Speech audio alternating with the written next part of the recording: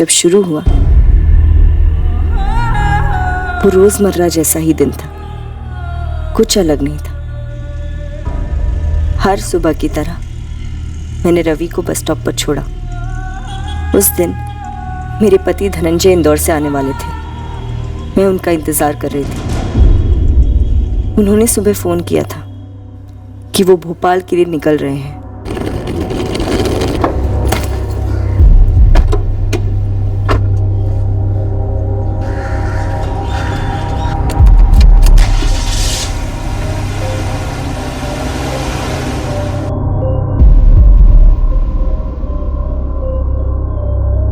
धनंजय ने मुझसे कहा था कि दोपहर के खाने पर पहुंचेंगे।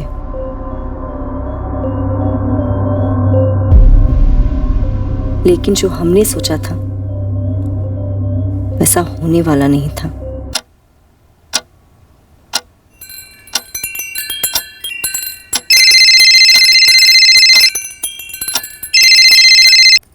हाँ धनंजय, कहाँ पहुंचे आप? हेलो आरती, घर पर सब ठीक है ना? हाँ, ऐसा क्यों पूछ रहे हैं? आरती, मैं भोपाल नहीं आ रहा हूँ, मैं होशंगाबाद जा रहा हूँ, महेश चाचा के घर। अरे पर ऐसे अचानक क्या हुआ? देखो आरती, ध्यान से सुनो, घर पर कोई भी अजनबी आए तो दरवाजा मत खोलना। धनंजय, अब आप मुझे डरा रहे हैं, क्या बात है? आरती, मुझे लगता है कि कोई मेरा पीछा कर रहा है।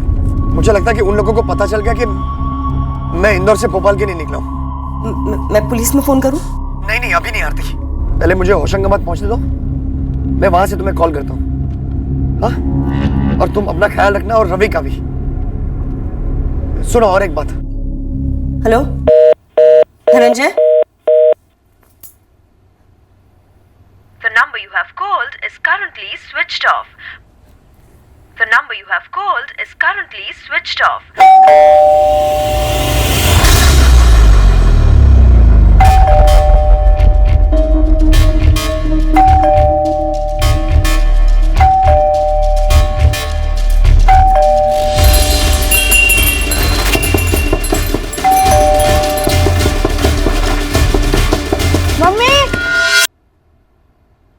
Mummy,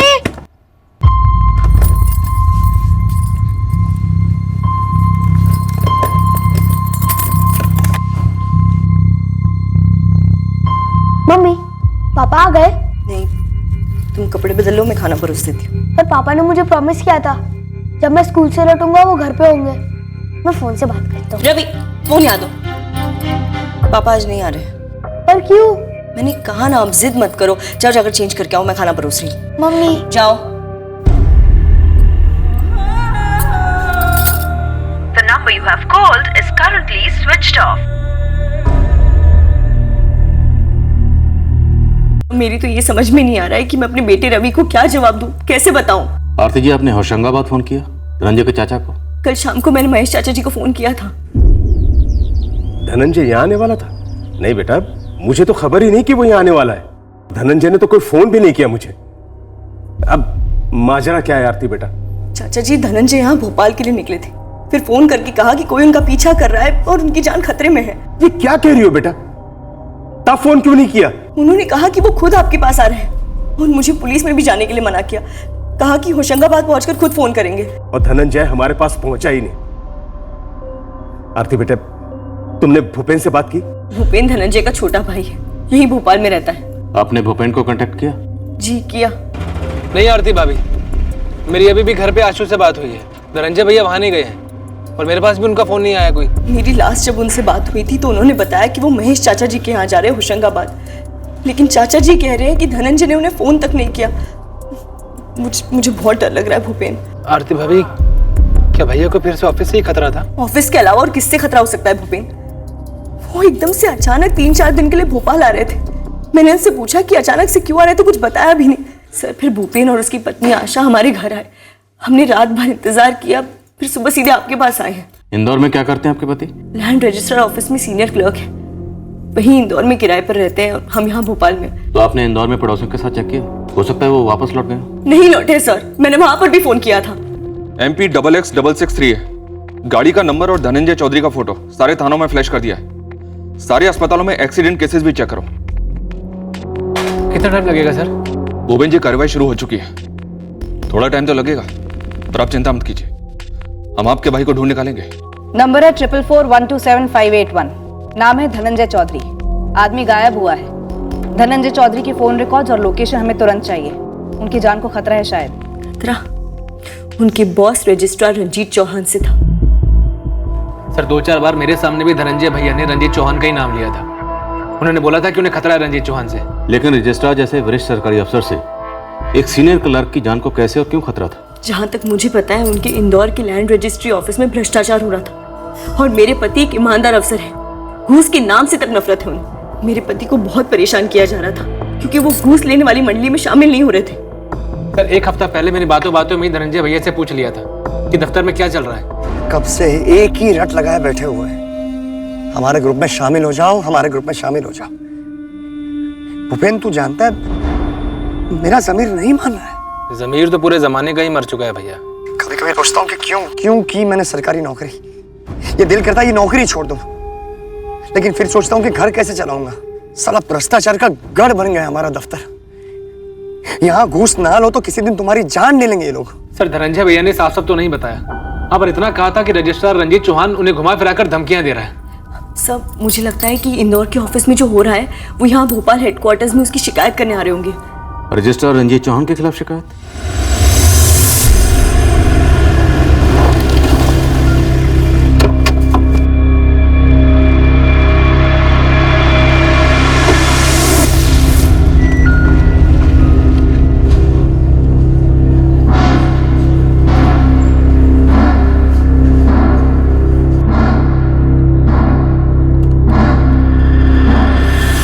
sir.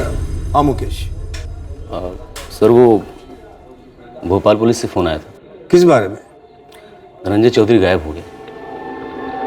गायब मतलब? सर कल ही की बात है, पुलिस यहाँ पहुँच रही है। सारे फाइल्स और डिटेल्स मेरे टेबल पे जल्दी। सर वो धनंजय वाली फाइल्स ना? और कौन से मुकेश? समझ गए।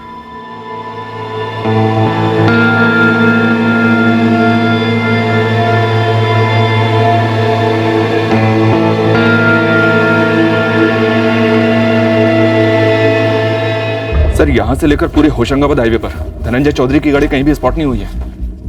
अगर कोई धनंजय का पीछा कर रहा था और उसमें कामयाब भी हुआ तो इतनी बड़ी गलती नहीं करता कि धनंजय को ले जाए और उसकी गाड़ी पीछे छोड़ दे। रूट पर जितने भी गैराज हैं सब पर धावा बोलो।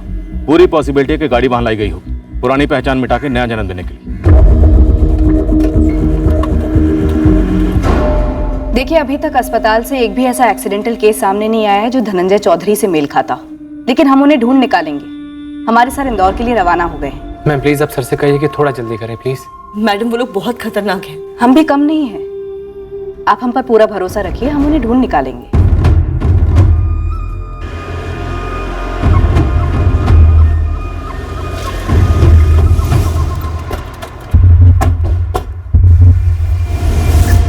सरकारी डिपार्टमेंट में करप्शन का मामला है तो हो सकता है धनंजय चौधरी किसी घपले का भंडाफोड़ करने वाला विसल ब्लोअर, और कई विसल ब्लोअर की तरह ये भी गायब हुआ है। सुभाष यहाँ के कर्मचारियों को पूरे दो। धनंजय चौधरी गायब हुए तो जाहिर सी बात है बहुत सी बातें हुई होंगी और हो रही होंगी। सर मैं ज़रा से रजिस्ट्रार रंजीत चौहान को टटोलता हूँ।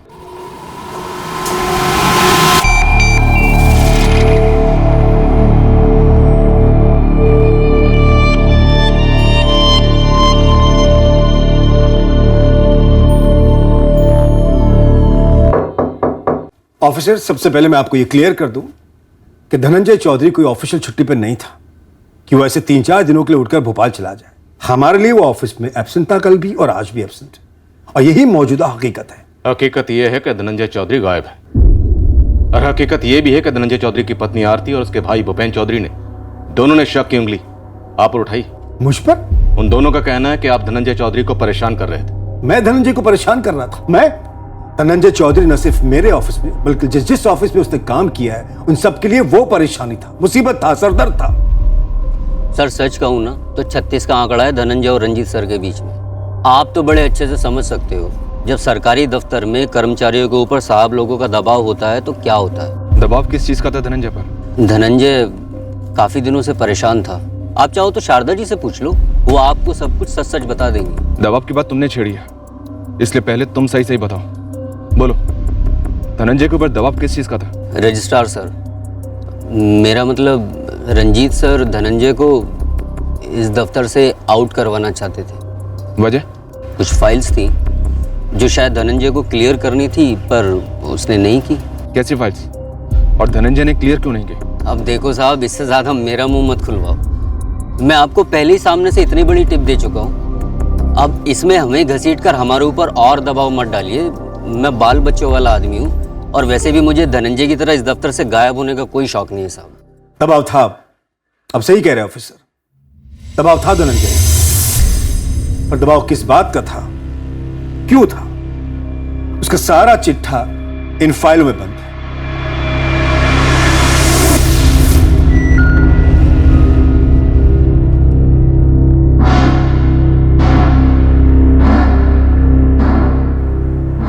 पिछले 7 साल से उसके खिलाफ इंक्वायरी चल रही है, दबाव तो होगा ही। आपका मतलब है धनंजय गलत है, और उसकी गलती यह है कि वो इस वक्त गायब है। एक नंबर का नौटंकी है इंस्पेक्टर, वो एक नंबर का फ्रॉड है। फ्रॉड? जी हाँ, पिछले 4 साल से उसके खिलाफ जो इंक्वायरी चल रही है, अब उसका फैसला होने को, उस फ्रॉड आदमी की सारी काली करतूतें, सारी चोरियां एक्सपोज होने को, धनंजय ना सिर्फ सस्पेंड बल्कि बर्खास्त होने को। और इसीलिए धनंजय ये पैंतरा रच रहा है गायब होने का। सहानुभूति हासिल करने का नाटक है या ड्रामा है सर। मुकेश? जी सर, ये धनंजय एक नंबर का कामचोर आदमी, सर से पांव तक भ्रष्ट, और ऊपर से शराब भी पीता है। सर, ये हफ्ते में 2 दिन भी अगर ढंग से काम कर ले तो बहुत बड़ी बात है। धनंजय कल गायब हुए, और हमने अभी तहकीकात शुरू ही की, और यहाँ धनंजय के लिए इतनी सारी फाइलें खुली। फाइलें खुली भी नहीं है इंस्पेक्टर, फाइलें बंद करने का वक्त आ गया। 1 महीने में उसकी इंक्वायरी का निष्कर्ष सामने आ जाता, अब फिर धनंजय नौकरी से बाहर होता या शायद जेल के अंदर। सर, एग्जैक्टली मुझे नहीं पता कि क्या हुआ था, लेकिन ये बात सही नहीं है कि धनंजय एक कामचोर था या ऑफिस के लिए सरदर्द था। वो अपना काम ठीक से करता था। ये बात मेरी समझ में नहीं आ रही है कि धनंजय का सर्विस रिकॉर्ड क्वेश्चनिंग में क्यों आया, और धनंजय के खिलाफ इंक्वायरी में खुद रंजीत सर इतना इंटरेस्ट क्यों ले रहे थे। हाँ सर, इस इंक्वायरी के कारण हर दूसरे दिन धनंजय को आड़े टेढ़े सवालों का जवाब देना पड़ता। अब भला ऐसे में कोई बंदा अपने काम पर कैसे ध्यान देगा। और जब उसकी खुद की फाइलें खोल रखी थी तो वो अपनी काम की फाइलें क्लोज कैसे करता सर। 2003 से जहां जहां धनंजय की पोस्टिंग हो रही थी, जबलपुर, ग्वालियर, रीवा, उज्जैन, तब से हर जगह उसका सर्विस रिकॉर्ड निकाला गया था। बाल की खाल निकाल रहे थे ये लोग। 24 घंटे टेंशन में रहता था धनंजय। अब तो ये आलम है कि चाय पीते हुए भी टेंशन होती रहती है। कहीं रंजीत से देख लेंगे तो सीधे मेरी फाइल में नोटिंग कर लेंगे। 5 मिनट की जगह 15 मिनट तक जानबूझकर चाय पी रहा था। शांति रखिए यार, तू साइको होता जा रहा है। तो और क्या होगा यतीन, खाते पीते जागते सोते, यहाँ तक कि हकते वक्त भी लोग सवाल पूछते रहते हैं, तो आदमी नॉर्मल कैसे रह सकता है। ये सवाल कोई मैंने पैदा नहीं किए, और ये इंक्वायरी भी कोई मैंने शुरू नहीं की थी। मैं तो यहाँ 3 साल पहले ट्रांसफर होकर आया हूं। उससे पहले मैं धनंजय को जानता तक नहीं था। उसकी फाइलें मुझे उज्जैन से फॉरवर्ड की गई थी, जहां वो 2011 और 12 में पोस्टिंग पर था, और ये इंक्वायरी 2010 से चल रही उसके खिलाफ, जब वो जबलपुर में पोस्टिंग पर था। और धनंजय के सर्विस रिकॉर्ड खंगाले क्यों जा रहे थे? आप खुद ही पढ़ लीजिए हर जगह के रजिस्ट्रार की नोटिंग। धनंजय ने अपने सर्विस रिकॉर्ड में हेराफेरी की थी, अपने काम में बेहद लापरवाह था, ऑफिस आता ही नहीं था। किस ड्यूटी पे थे धनंजय? ऑफिशियल ड्यूटी पर था सर। कैसी ऑफिशियल ड्यूटी? तुम्हारा काम तो ऑफिस में टेबल पर बैठकर होता है ना, जहां इतना काम पेंडिंग पड़ा है। और तुम कोई फील्ड सुपरवाइजर तो हो नहीं, तो फिर कौन सी ऑफिशियल ड्यूटी कर रहे थे मैं भी तो जानूं। पिछले 3 दिन तुम कहां थे, क्या कर रहे थे, इसकी लिखित रिपोर्ट 10 मिनट के अंदर मेरे टेबल पर चाहिए। ये सफाई लिख कर लाए हो? सर जो लिखा है सच लिखा है सर। ना केवल परसों मुझे लोगों ने बताया, बल्कि मैंने खुद अपनी आंखों से देखा कि तुम शराब पीकर आए थे। आपको कोई गलतफहमी हुई है सर, मैंने शराब नहीं पी थी। ये सब लोग साजिश कर रहे हैं मेरे खिलाफ सर, झूठ बोल रहे हैं सब। जाओ, जो उस दिन हुआ था वो सब सच सच लिख कर लाओ। सरकारी ऑफिस है, तुम्हारे बाप का घर नहीं। सर आप बाप पर मत जाइए सर। ऑफिस में तो तुम ऐसे ही आते हो जैसे तुम्हारे बाप का घर है। इस नौकरी की अहमियत समझो। ऐसी सरकारी नौकरी के लिए लोग अपनी जान तक देने के लिए तैयार रहते हैं, और तुम काम चोरी और चोरी में लगे रहते हो। तुम्हारी औकात नहीं है उस कुर्सी पे बैठने की, औकात की तनख्वाह लेते हो। क्या है ये? इसमें साफ नजर आ रहा है कि तुम्हारे अटेंडेंस रिकॉर्ड में फेरबदल की गई है।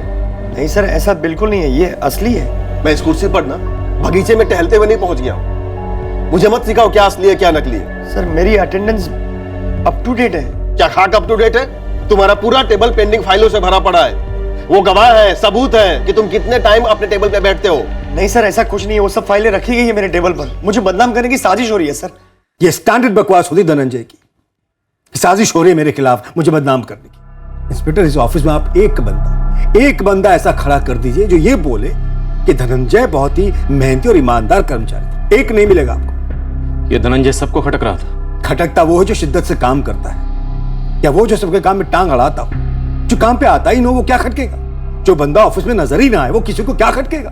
सर, धनंजय का इस जॉब पे लगना ही अपने आप में एक झोल है, बहुत बड़ा झोल। धनंजय की फर्जी अपॉइंटमेंट हुई थी, उसी की इंक्वायरी चल रही थी जिसका 1 महीने में निष्कर्ष आना था। और जिस घूस की आप लोग बात कर रहे हो वो घूस उसने मुझे देने की कोशिश की थी, अपनी फाइल दबाने के लिए, अपने आप को इस जॉब से बर्खास्त होने से बचाने के लिए। सर रंजीत सर, तुम आज फिर गायब थे धनंजय। तुमसे खास तौर से कहा था कि तुमसे कुछ सवालों के जवाब चाहिए मुझे। सर आपने क्यों मुझसे 36 का आंकड़ा बनाए रखा है? मैं घर में अकेला कमाने वाला हूँ सर। कमाई काम से होती धनंजय, और काम का और तुम्हारा 36 का आंकड़ा है। रंजीत सर, हाथ जोड़ता हूँ आपके, मेरी इंक्वायरी की फाइल किनारा लगा दीजिए सर। सब कुछ आपके हाथ में सर। आप जो बोलेंगे मैं आपके हाथ में रख दूंगा सर। मतलब? जो भी गिफ्ट चाहिए तो गिफ्ट, या फिर कोई भी जमीन पास करवानी हो तो मैं आप ही का सपोर्ट करूंगा सर। तुम्हारी हिम्मत कैसे भी? Bloody rascal. सर अंग्रेजी में आप गाली देंगे तो भी गाली तो गाली ही रहेंगी ना। मैं सुनूंगा नहीं sir. Get lost, you third grade आदमी। अपनी काली करतूतों को छिपाने के लिए तुम मुझे घूस देने की जुर्रत कर रहे हो? मुझे भूल गए कि मैं रजिस्ट्रार हूं। आप रजिस्ट्रार हैं तो मैं भी रास्ते का कंकड़ नहीं हूं सर। आपसे एक ही लेवल नीचे का अफसर हूं, और मेरे लेवल से भी आपको नीचे गिरा सकता हूं सर, काफी नीचे। घूस नहीं ली तो अब धमकी दे रहे हो? मेरी नौकरी मेरी पहचान है सर, मेरी जिंदगी है, और उसे बचाने के लिए मैं कुछ भी कर सकता हूँ, कुछ भी। यहाँ उल्टा चोर कोतवाल को डांटने वाला मामला है, और ये धनंजय चौधरी कोई गायब नहीं हुआ है, चुप के बैठा हुआ कहीं ताकि मुझ पर कीचड़ उछले। चौहान साहब, अगर आप धनंजय चौधरी के बारे में इतना सब कुछ जानते हैं तो ये भी बता दीजिए कि इस वक्त धनंजय चौधरी कहाँ छुप कर बैठा हो? आपका ये सवाल साफ दर्शाता है कि आपको वाकई मुझ पर शक है। शक ना करने की कोई वजह भी तो नहीं है। वजह आपको मिलेगी जबलपुर के रजिस्ट्रार किशोर होलकर से। एक बार बात कीजिए उनसे, आपको पता चलेगा कितना बड़ा फ्रॉड है ये धनंजय चौधरी। मुकेश। जी सर। इस 13 साल की सर्विस में धनंजय चौधरी के खिलाफ छोटे से छोटा मेमो भी इशू हुआ हो वो मुझे चाहिए। जी सर। सर, जबलपुर में तो धनंजय के खिलाफ पुलिस कंप्लेन भी हुई थी। ओह यस, ये कैसे भूल गया मैं। लेकिन ये इंस्पेक्टर तो पहले से मुझ पर शक कर रहा है, तो ये सबूत जबलपुर से मिलने दो। किशोर होलकर जी बोलेंगे तो ज्यादा सही लगेगा।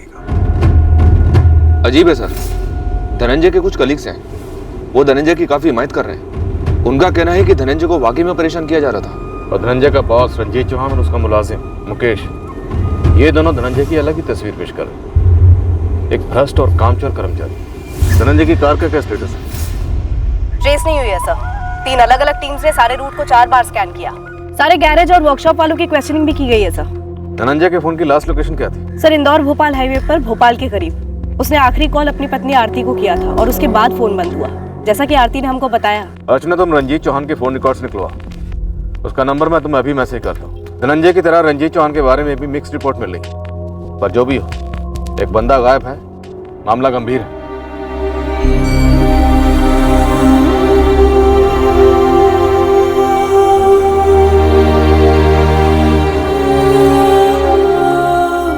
पापा वापस आ जाएंगे ना चाचू?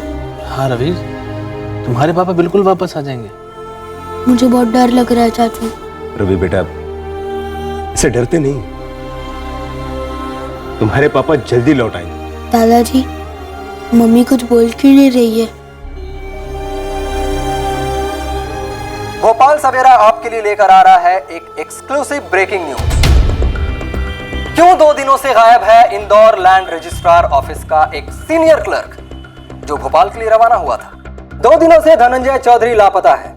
गायब होने से पहले धनंजय ने अपनी पत्नी आरती चौधरी से फोन पर कहा था कि उसकी जान को खतरा है। हमारी टीम इस स्टोरी को ट्रैक करने में लगी हुई है और हमारे सूत्रों से ये पता चला है कि धनंजय ने अपने डिपार्टमेंट में हो रहे अनियंत्रित भ्रष्टाचार का विरोध किया था, जिसके चलते उसे परेशान किया जा रहा था। उसे धमकियां भी मिल रही थी। पूरी संभावना है कि धनंजय शायद किसी बहुत बड़े घोटाले का खुलासा कर भोपाल आ रहा है। देखिए, हमारी इन्वेस्टिगेशन अभी जारी है। इस वक्त हम आपके साथ और कुछ शेयर नहीं कर सकते। सर, सुनने में आया है कि धनंजय चौधरी के गायब होने के इन्वेस्टिगेशन से ज्यादा आप धनंजय के बारे में ही तहकीकात कर रहे हैं। क्या धनंजय एक विसल ब्लोअर था? क्या ये एक और विसल ब्लोअर के ऊपर हमले का केस है? हमने ऐसा कुछ भी नहीं कहा और हम नहीं जानते कि आपको ये न्यूज कहां से मिली है। फिलहाल हमारी प्रायोरिटी है धनंजय चौधरी को ढूंढना और वो हम कर रहे हैं। मेरे पति भ्रष्ट है? ये सरासर झूठ है मैडम। देखिए, मैं ज्यादा पढ़ी लिखी नहीं हूँ, सिर्फ 12वीं पास हूँ, लेकिन इतना दावे से कह सकती हूँ कि मेरे पति एक सीधे साधे और ईमानदार कर्मचारी है। ये सारे इल्जाम गलत है। देखिए आरती जी, हम कोई इल्जाम नहीं लगा रहे। ये खबर हमें इंदौर से मिली है, धनंजय के दफ्तर से। मतलब रजिस्ट्रार रंजीत चौहान से? जी। उस रंजीत चौहान ने गायब करवाया मेरे पति को। मैडम, उससे कहिए कि मेरे पति को सही सलामत घर लौटा दे, भले उन्हें नौकरी से निकाल दे। मैं वादा करती हूँ कि धनंजय उनका भांडा नहीं फोड़ेंगे। हम यहाँ से कहीं दूर जाकर अपनी जिंदगी फिर से शुरू करेंगे। मैडम, उन्हें कहिए कि मेरे पति को घर वापस लौटा दे। मैं और मेरा बच्चा उनके बिना नहीं रह सकते। 2003 में आपके पति ने भूमि विभाग ज्वाइन किया था बतौर क्लर्क। क्या इस ज्वाइनिंग में फर्जी कागजात इस्तेमाल हुए थे? फर्जी? ये क्या पूछ रही हैं आप? किशोर जी, मैं ये जानना चाहता हूँ कि धनंजय चौधरी के अपार्टमेंट के खिलाफ जो इंक्वायरी बैठी थी उसमें कुछ सच्चाई थी या वो सिर्फ धनंजय चौधरी को परेशान करने का पैंतरा था? इंस्पेक्टर अर्जुन, आप भी एक सरकारी मुलाजिम हैं। आप बताइए, एक फर्जी दस्तावेज की इंक्वायरी किस तरह का पैंतरा हो सकती है? धनंजय चौधरी 2010 में यहां जबलपुर में पोस्टिंग पे था, मेरे नीचे। निहायती निकम्मा किस्म का कर्मचारी है। बहुत सारी शिकायतें हैं उसके खिलाफ। मैंने उन सभी जगहों से रिपोर्ट्स मंगवाई जहां जहां उसका ट्रांसफर हुआ था। हर जगह वही कहानी। सब परेशान थे धनंजय से, सरदर्द बना हुआ था वो सबके लिए। सबकी यही राय थी धनंजय चौधरी के बारे में? जी हाँ। तभी मैंने सोचा पता तो करूं कि इतने बड़े सरदर्द को डिपार्टमेंट में लिया कैसे गया। मैंने जड़ में जाने की ठानी। तो किशोर जी, मसले की जड़ क्या थी? इस नौकरी पर धनंजय का अपार्टमेंट? जी हाँ, मैंने उसकी फाइलें बड़ी बारीकी से चेक की।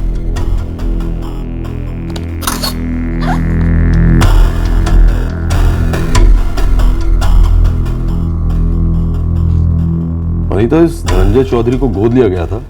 डॉक्यूमेंट्स तो यही कहते हैं सर। 2003 में उज्जैन के लोअर डिवीजन क्लर्क विश्वास साहू का देहांत हुआ, जिसकी जगह पर धनंजय को नौकरी दी गई।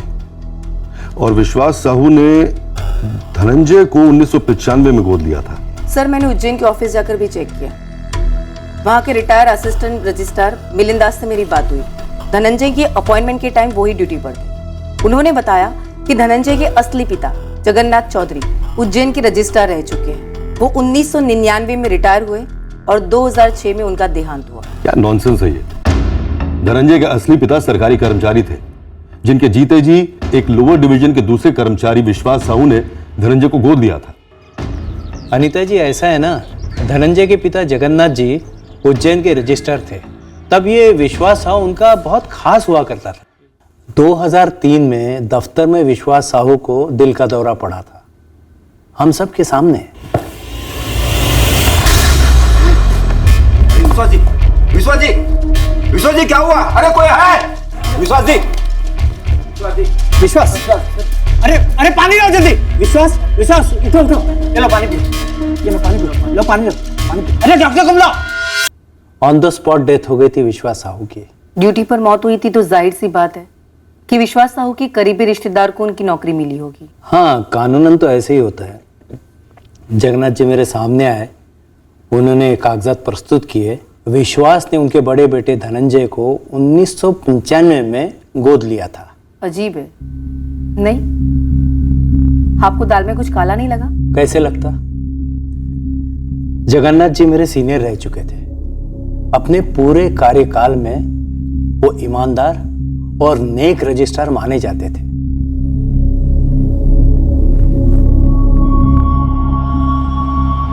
ठीक से चेक कर लीजिए मिलिंद जी। अरे जगन्नाथ जी, आप शर्मिंदा कर रहे हैं। मैं तो बस फॉर्मेलिटी के लिए देख रहा हूँ। आपसे ज्यादा सटीक दस्तावेज में कोई हो ही नहीं सकता। अरे ऐसी बात नहीं है मिलिंद जी, विश्वास मेरे बेटे समान था। अब धनंजय उसके बेटे की तरह डिपार्टमेंट की सेवा करेगा और उसके परिवार की देखरेख भी। धनंजय आपका बेटा है, विश्वास का दत्तक पुत्र है, और मुझे पूरा भरोसा है कि धनंजय डिपार्टमेंट की बढ़िया सेवा करेगा। उसके बाद उमरिया में मेरा ट्रांसफर हुआ, 4 साल बाद मैं रिटायर हुआ। पर बंद किवाड़ खोल रहे हैं आप, माजरा क्या है? मिलिंद जी, विश्वास साहू की वसीयत और धनंजय का दत्तक प्रमाण पत्र, मतलब अडॉप्शन पेपर, ये दोनों दस्तावेज ऑफिशियली रजिस्टर्ड नहीं है। पर ऐसा है कि जगन्नाथ जी की तरफ से जाली दस्तावेज पेश करने की गुंजाइश ही नहीं थी। वो खुद ऐसे करतूतों के सख्त खिलाफ थे। पर खुद की बेटे के मामले में शायद कमजोर पड़ गए हो। हमें धनंजय के पूरे सर्विस रिकॉर्ड में कहीं भी रजिस्टर किए हुए ये डॉक्यूमेंट्स नहीं मिले। अनीता जी, अब मैं क्या कहूँ? पूछने के लिए ना जगन्नाथ जी जिंदा है, ना ही विश्वास साहू रहे। सर, फिर मैंने उज्जैन में विश्वास साहू की पत्नी सावित्री साहू और उनकी बेटी कोमल से बात की। क्या कहा उन्होंने? वो दोनों तो इस बात से बिल्कुल अनजान थे कि विश्वास साहू ने धनंजय को दत्तक लिया था।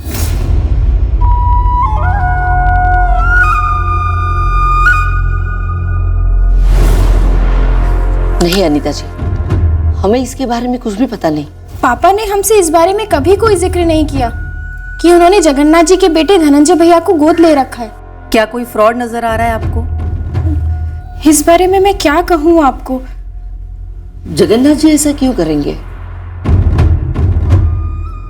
क्या वो ऐसा कर सकते हैं? जगन्नाथ जी खुद चाहे जितने भी सीधे रहे वो अनीता, पर ये डॉक्यूमेंट्स टेढ़े हैं, जाली है, इनकी कोई मान्यता नहीं है। तो नेचुरली धनंजय की अपॉइंटमेंट भी अमान्य है, इनवैलिड है।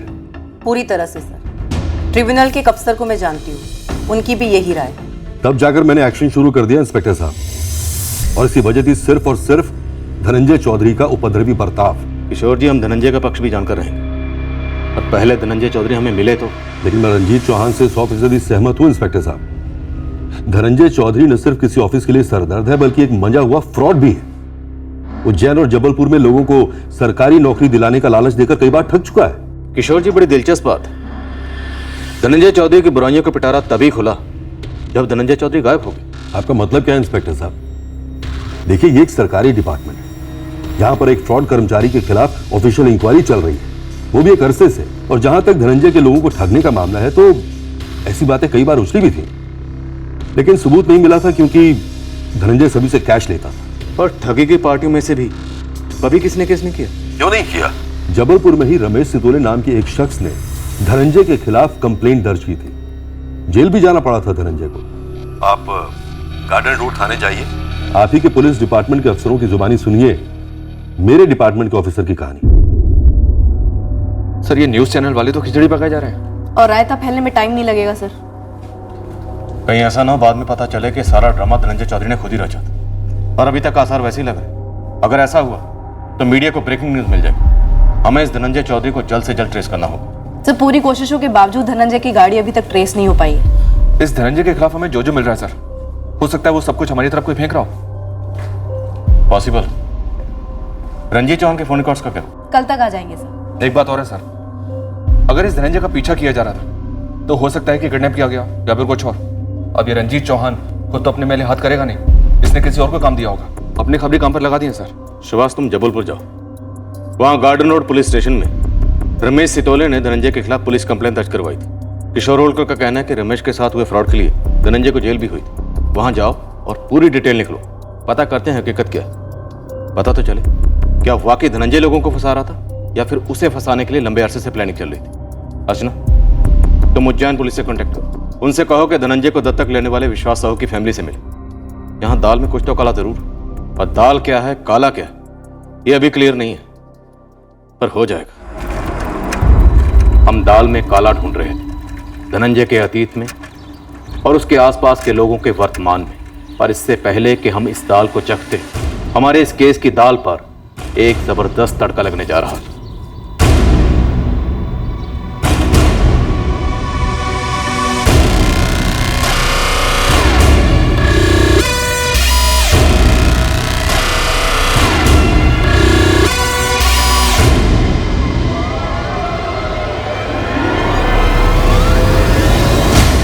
भोपाल सवेरा आज आपके लिए लेकर आ रहा है धनंजय चौधरी मिसिंग केस पर एक एक्सक्लूसिव खुलासा। मेरे हाथ में उसी पत्र की एक कॉपी है जिसे धनंजय चौधरी ने अपनी पत्नी आरती चौधरी को 15 नवंबर को लिखा था इंदौर से, जिसमें साफ लिखा है कि धनंजय को खतरा महसूस हो रहा था जान का। इस पत्र के लिखने के ठीक 2 दिन बाद धनंजय इंदौर से भोपाल के लिए रवाना हुआ, लेकिन अफसोस वो अपने घर पहुंच ही नहीं पाया। ये पत्र दुर्भाग्यवश धनंजय के गायब होने के कई दिनों बाद पहुंचा है, लेकिन इस पत्र में जो लिखा है उसे पढ़ने के बाद आपके होश उड़ जाएंगे। आरती, मैं तुम्हें सबसे पहले ये बताना चाहता हूँ कि मेरी जान को खतरा है। पानी सर के ऊपर निकल गया है। इस दफ्तर में एक माफिया है जो करोड़ों का घपला कर रहा है। मैं ये सारी बातें इसलिए लेटर में लिख रहा हूँ ताकि अगर मुझे कुछ हो जाए तो तुम्हें मालूम होना चाहिए कि क्या हुआ होगा मेरे साथ। यहाँ इंदौर में एक बड़ा बिल्डर है, विजय चावला। बड़ा आदमी है, काफी ऊपर तक पहुंचे उसकी।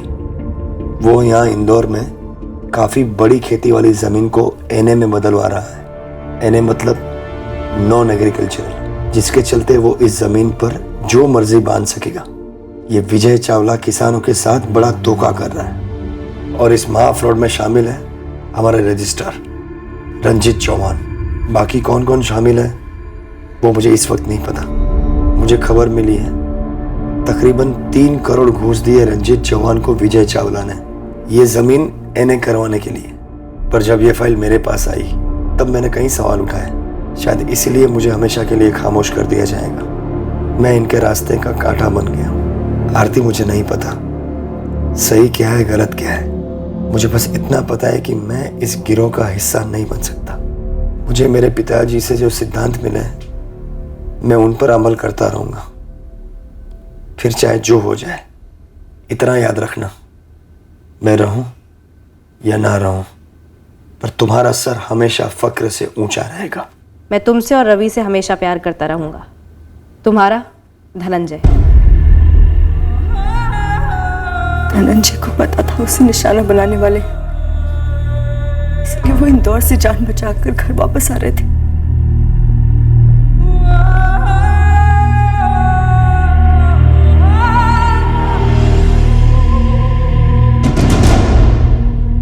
सर, मैंने पोस्टल डिपार्टमेंट से चेक किया, उनकी तरफ से वाकई में देरी हो गई। ठीक है, हो गई देर, लेकिन एक बात समझ में नहीं आई। धनंजय चौधरी अगर अपनी पत्नी को ऐसा खत लिख सकता है तो इंदौर पुलिस ये हमारे पास आकर शिकायत दर्ज क्यों नहीं करवाई उसने? सर, शायद धनंजय यहाँ भोपाल हेडक्वार्टर्स में किसी सीनियर अधिकारी को कंप्लेन करने के लिए निकला होगा। इंदौर में उसे खतरा महसूस हुआ होगा। अर्चना, आरती से बात करनी होगी, पता करना होगा कहीं ये दोनों मियाँ बीवी की मिली भगत तो नहीं है। सर, ये तो मतलब टू मच हो गया है। ये आप आरती से पूछ रहे कि उसने और धनंजय ने मिलकर कोई साजिश रची है? मेरी समझ नहीं आता कि आप लोगों के सवालों का क्या जवाब दूं। मुझे नहीं पता कि धनंजय ने मुझे वो लेटर क्यों लिखा, क्यों मुझे फोन करके बताया कि कोई उसका पीछा कर रहा है। आप लोगों को लगता है मेरे पास इन सवालों के जवाब है? आपने खुद कहा कि आपको अपने पति धनंजय के ऑफिस के काम के बारे में कुछ नहीं पता, पर फिर भी आपके पति धनंजय चौधरी ने ऑफिस से रिलेटेड इश्यूज को लेकर चिट्ठी आपको लिखी, ना इंदौर के किसी कलीग को, ना पुलिस को। मुझे लगता है आप लोगों को भी पैसे मिले हैं सारा इल्जाम मुझ पर और धनंजय पर लगाने के लिए, इसलिए पहले दिन से आप उस रंजीत चौहान के इशारों पर नाच रहे हैं। आरती जी, ये मेरे उस सवाल का जवाब नहीं है जो मैंने आपसे पूछा। और एक सवाल, आपको 17 नवंबर की दोपहर को यह पता चल गया था कि आपके पति धनंजय चौधरी की जान को खतरा है, और आप हमारे पास आई 18 नवंबर, पूरा एक दिन इंतजार करने के बाद। क्यों?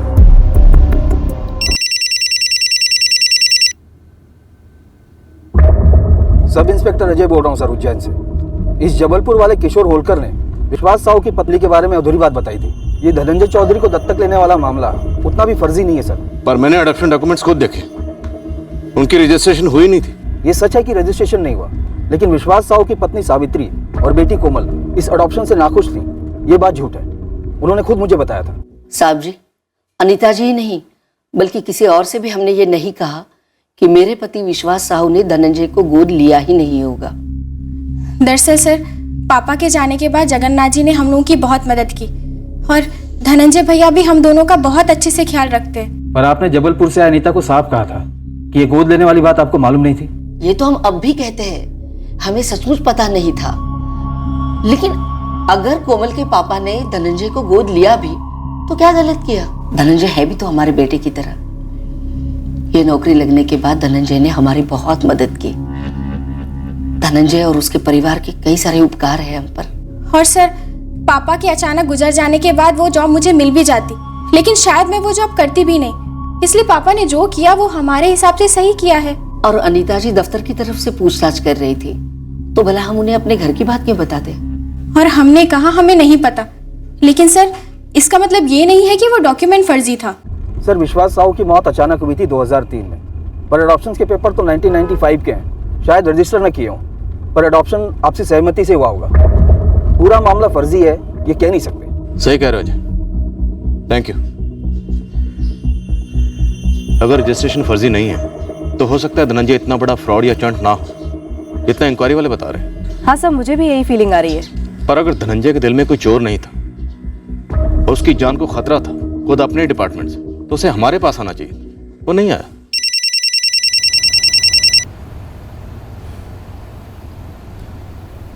जैन सर। अर्जुन, ये धनंजय चौधरी मिसिंग केस में क्या प्रोग्रेस है?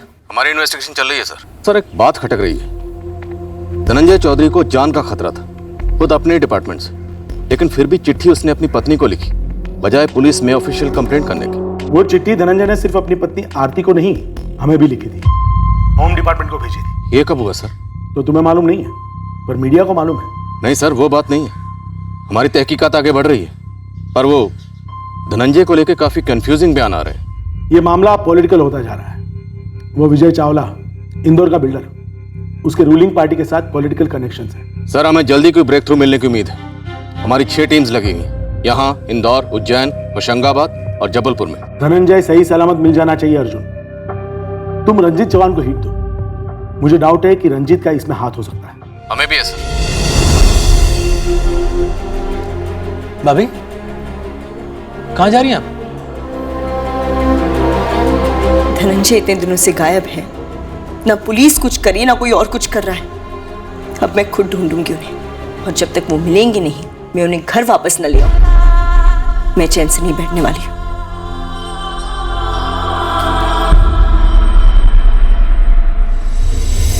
हाँ, ये पूरा मामला फर्जी है। हाँ, विजय चावला की फाइल हमारे पास आई है, पर सच तो ये है इंस्पेक्टर कि विजय चावला की फाइल अभी तक आगे बढ़ी ही नहीं, क्योंकि उनकी एनए प्लॉट की अर्जी अभी अभी हमारे पास आई, जिनकी जांच परख करना भी बाकी है। ये अर्जी कितनी सही या गलत की रिपोर्ट भी अभी तक नहीं बनी। और आप जिस 3 करोड़ की घूस की बात करो ना, वो सरासर झूठ है, बिल्कुल गलत है। सच और झूठ के बीच की जितनी भी बातें वो आप फोन पर नहीं होंगी। आप कल सुबह 11 बजे से पहले यहाँ भोपाल में हमारे थाने में हाजिर हो जाइए। इंस्पेक्टर, मैं कोई जेब कतरा नहीं हूं जो आप इस तरह के आदेश भौंके और मैं दुम हिलाता हुआ आपके सामने हाजिर हो जाऊं। मैं भी आपकी तरह एक वरिष्ठ सरकारी अफसर हूं। हमारे लिए इस वक्त आप सिर्फ एक सस्पेक्ट हैं जिस पर संगीन इल्जाम है अपने ही दफ्तर के कर्मचारी धनंजय चौधरी को गायब करने का, जिसने इल्जाम लगाया आप पर भ्रष्टाचार का। इल्जाम लगाया कि उसे अपनी जान का खतरा है आपसे। शायद धनंजय चौधरी एक विसल ब्लोअर है। कोई मुझ पे बेबुनियाद लांछन लगाए और आप उसे विसल ब्लोअर और न जाने क्या क्या उपमा दे रहे। कल को आपके खिलाफ मैं होम मिनिस्ट्री में लेटर लिखूंगा तो क्या आप संदिग्ध हो जाएंगे? ड्रामा नहीं रजिस्ट्रार साहब, चुपचाप आ जाइए, क्योंकि आपके पास और कोई ऑप्शन भी नहीं। सर, ऑफिस में किसी को भी आइडिया नहीं कि धनंजय ने लेटर कब लिखा। मैंने पूछा मुकेश, कब लिखा लेटर? नहीं सर। ये विजय चावला, कहीं ये तो कोई गेम नहीं खेल रहा है? सर, ये विजय चावला तो साफ इनकार कर रहा है कि उसने किसी को 3 करोड़ की घूस ऑफर की है। अर्चना, कोई कुछ भी कबूल नहीं करेगा जब तक ये धनंजय चौधरी हमारे सामने नहीं होगा। और सर, ये आरती टीवी चैनल्स में जाकर हमारे खिलाफ कुछ भी बयान दे रही है। मामला और बिगड़ सकता है सर। मैं आप सबसे हाथ जोड़कर विनती करती हूँ, जो कोई मेरे पति धनंजय चौधरी के बारे में कुछ भी जानता हो, प्लीज सामने आकर बताइए। मैं एक साधारण गृहिणी हूँ।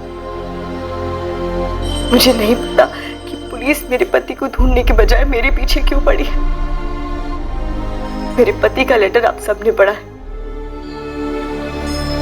अगर मुझे पहले जरा भी पता होता कि उनकी जान को खतरा है तो मैं उनसे मनहूस नौकरी छुड़वा कर रहती। नेकी और सच्चाई की हिमायत करने वाले की इस देश में कोई जगह नहीं है। मुझे बस मेरे पति, मेरे बच्चे के पापा सही सलामत घर वापस चाहिए। उनके अलावा हमारा इस दुनिया में कोई नहीं है। गौर के लिए मेरी मदद कीजिए। मेरे पति ने कहा था कि वो होशंगाबाद जा रहे हैं। आज 6 दिन हो गए, वो घर वापस नहीं लौटे। मुझे बहुत डर लग रहा है। प्लीज आप सब मेरी मदद कीजिए, प्लीज। जब से मैंने अखबार में धनंजय चौधरी के बारे में पढ़ा ना, मुझे तब से ही डाउट हो रहा है कि ये धनंजय चौधरी कहीं गायब वायब नहीं हुआ होगा। ये फिर से कोई फ्रॉड कर रहा होगा, जैसा इसने मेरे साथ किया था। रमेश, तुमने जबलपुर पुलिस से कहा था कि तुम्हारे साथ जो फ्रॉड हुआ उसमें धनंजय के साथ उसकी बीवी आरती भी शामिल थी। जी बिल्कुल थी। हुआ क्या था? साहब, मैं सरकारी नौकरी के लिए हाथ पैर मार रहा था तो मुझे धनंजय टकरा गया। जी धनंजय जी, मतलब 3 लाख मैं कैसे जुटा पाऊंगा? भाई सरकारी नौकरी है रमेश, सरकारी नौकरी आसानी से नहीं मिलती।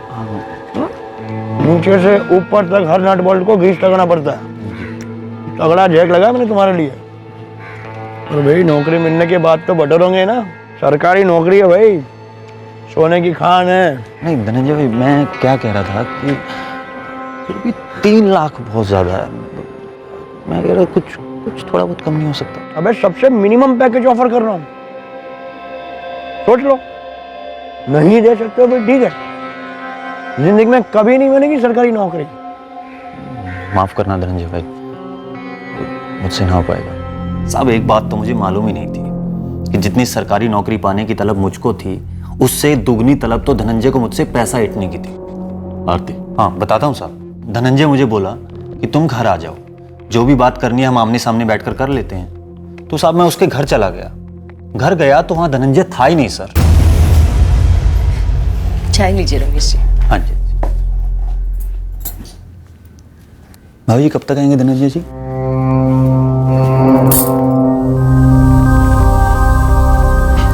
क्यों रमेश जी, मुझसे बात नहीं करेंगे आप? खाती नहीं हूँ मैं। नहीं भाभी जी, ऐसी तो कोई बात नहीं है। वो लेकिन धनंजय जी ने बुलाया था ना, वो पैसे कम करने की बात करनी थी। वो ना दरअसल दफ्तर में अटक गए हैं। तो जी अब क्या करें फिर? मैं फिर आता हूँ, चलता हूँ। आपको जिंदगी भर मलाई खानी है या नहीं? जी भाभी समझा नहीं मैं कुछ। क्या? सरकारी नौकरी ना दुधारू गाय है, मलाई ही मलाई। कुछ 1000 रुपए बचाने के चक्कर में कहीं लाखों की गाय ना गवा बैठो। 3 लाख रुपए हाथ का मैल है इस नौकरी के लिए। कल को जब हर महीने 3-3 लाख मिलेंगे, घर गाड़ी गहने बनेंगे, तो हर पल हमें याद करेंगे आप। रमेश जी, अब तोल मोल भाव ना ही करो और हिम्मत करो। 3 लाख ले आओ, वादा करते हैं जिंदगी जन्नत बना देंगे आपकी। मैं तो बस क्या बताऊं सर। सब कुछ बताओ। इस जन्नत के वादे में सिर्फ नौकरी थी या कुछ और? मालूम हो रहा है इस आरती की अदा पर लुढ़क ही गए थे तुम। नहीं मैडम, मैं कमजोर जरूर पड़ गया था, लेकिन मैंने ऐसा वैसा कुछ भी नहीं होने दिया साहब। हाँ, उस चंट औरत की चिकनी चुपड़ी बातों में आकर धोखा खा गया, दे बैठा 3 लाख रुपए। रमेश सितौले की शिकायत दर्ज करने के बाद ही हमने धनंजय और उसकी पत्नी आरती चौधरी दोनों को गिरफ्तार कर लिया था। अरे सर झूठ बोला ये रमेश सिसोले। मुझे उसने 3 लाख रुपए दिए, तो कोई तो सबूत होगा उसके पास। ऐसे कैसे आपने मान ली उसकी बात? सर देखिए, हम भी सरकारी नौकर है आपकी तरह। सर सुनिए। मैडम, मैंने इस रमेश सितोले का नाम तक नहीं सुना है। आप प्लीज मुझे घर जाने दीजिए, मेरे 4 साल का बेटा अकेला है घर पे। सरकारी नौकरी का झांसा देकर 3 लाख रुपए लूटते वक्त तुझे अपने बच्चे का ख्याल नहीं आया? मैडम वो झूठ बोल रहा है, लेकिन मेरा रवि सच में घर पे अकेला है। प्लीज मुझे जाने दीजिए। रवि घर पर नहीं है, हमने उसे तेरे देवर भूपेन और उसकी पत्नी के हवाले कर दिया। मैडम रुकिए। लेकिन रमेश सितौले ने धनंजय और उसकी पत्नी आरती चौधरी को पैसे दिए थे, इस बात का हमारे पास कोई सबूत नहीं था। इसी 1 हफ्ते के बाद ही धनंजय और उसकी पत्नी आरती चौधरी की जमानत हो गई। रमेश के अलावा और भी लोग होने चाहिए। कुछ लोग जो धनंजय को जानते हैं, उनका कहना है कि ऐसे काफी लोग थे जिनको धनंजय ने ठगा था। हाँ हो सकता है, लेकिन सबूत लेकर कोई सामने नहीं आया। और जनरली इस तरह की डीलिंग कैश में होती है, जिसका सबूत मिलना मुश्किल होता है। इससे हम लोग ज्यादा कुछ कर नहीं पाए। वो धनंजय और आरती है ना, अव्वल नंबर के ठग है, बहुत पहुंची हुई चीज है। और वो औरत आरती, वो तो जहरीली नागिन है, नागिन। बहुत मुखौटे हैं उसके। आप सबको लगेगा कि भोली भाली औरत है, लेकिन ऐसा कुछ भी नहीं। उसके बाद तुम आरती से मिले? मिला था जब अपने पैसे मांगने गया। ये लो, अब बताओ कौन से पैसे? मैंने जो 3 लाख रुपए दिए थे उसकी बात कर रहा हूँ मैं। अच्छा, उस बहाने से तुमने मेरे कपड़े फाड़े, मेरी इज्जत पर हाथ डाला, मेरी साड़ी उतारने की कोशिश की। कितनी घिनौनी सोच है आपकी रमेश जी। पैसे मांगने के बहाने घर पर आए और जब घर पर कोई नहीं तो मेरा बलात्कार करने की कोशिश की। धमकाने लगी, बोली बलात्कार का केस ठोक दूंगी। आप लोग भी बच के रहिएगा, वो आपके साथ भी कुछ भी कर सकती है। वो कब क्या खेल खेलेगी किसी को कुछ भी नहीं पता। सर, सिर्फ ब्लड ग्रुप मैच होने से यह साबित नहीं होता कि ये खून धनंजय का ही है, और ये भी साबित नहीं होता कि धनंजय मारा जा चुका है। ऊपर से आप कह रहे थे कि धनंजय संदिग्ध है फ्रॉड का। धनंजय और उसकी बीवी आरती सस्पेक्ट है या विक्टिम, इन दोनों पॉसिबिलिटीज के बीच हम दीवार पे लगी घड़ी के पेंडुलम की तरह झूल रहे। कभी लगता है विक्टिम है, कभी लगता है सस्पेक्ट, और ऊपर से होशंगाबाद और उसके आसपास के इलाकों में कोई लाश नहीं मिली अभी तक। आप लोगों को दोनों किस्म के सिग्नल्स मिल रहे हैं, इस धनंजय के बारे में और उसकी वाइफ आरती के बारे में। तो मैं पूरे दावे के साथ तो ये नहीं कह सकता हूँ कि ऐसा ही हुआ होगा, पर हो सकता है कि माजरा कुछ और ही हो। जैसे कि करप्शन, घूसखोरी। इन मामलों को साबित करना आसान नहीं होता है, तो हो सकता है इस करप्शन के पर्दे की आड़ में कोई और ही जाल बुना जा रहा हो। ये पूरी साजिश धनंजय की खुद की रचाई हुई हो। उसने खुद गाड़ी को जंगल ले जाके छोड़ा हो और उस पर खून के दाग छोड़ दिए।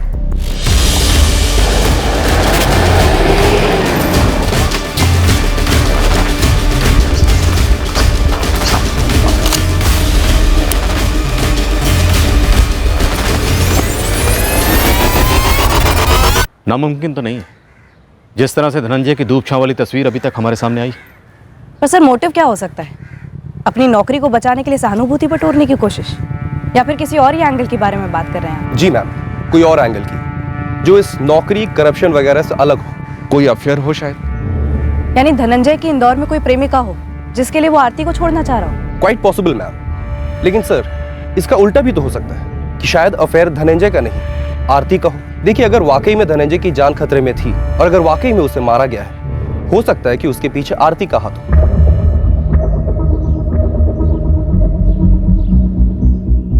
एक तरफ जमीनी स्तर पर धनंजय की लाश की खोज चल रही थी, और वाकई में लाश थी भी या नहीं, ये तो आने वाला वक्त ही बताने वाला था। खोजी स्तर पर इस साजिश की हर मुमकिन संभावना को टटोला जा रहा था। हालांकि साजिश क्या थी, ये अभी साफ नहीं था।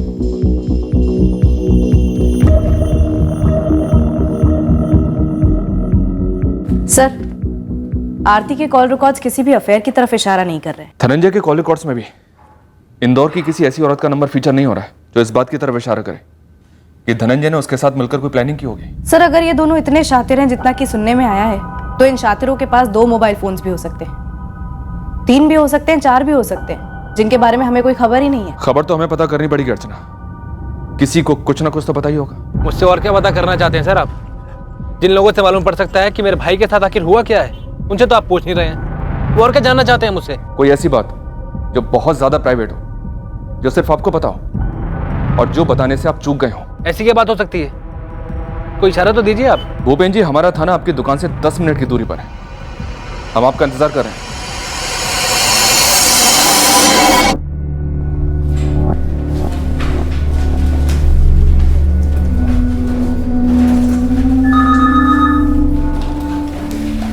क्या ये? मुझे वॉलंटरी रिटायरमेंट लेनी है मुकेश जी। कोई खास वजह? जी,